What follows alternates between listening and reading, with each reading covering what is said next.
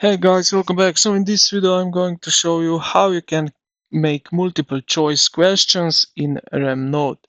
So this creates a clean interactive card where you click the correct answer. So type your question and it with the flashcard symbol, which is this one here, and then press enter and tap. And now right here you can type answer choices as sub bullet points.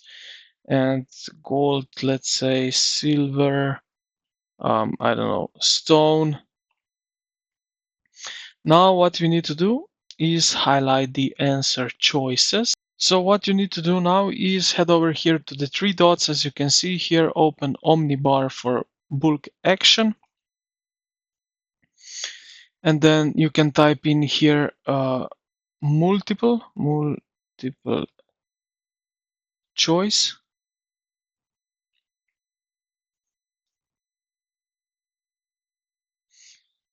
Um,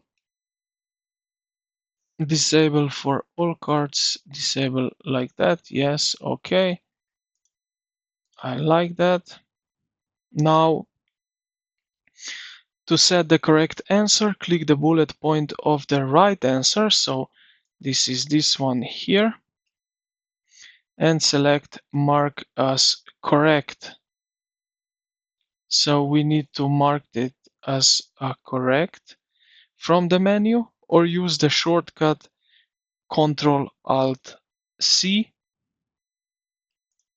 like that. Or you can on Mac you use CMD Alt and C. So Ctrl Alt C. As you can see, it's also a little bit bold, so this one is the correct one.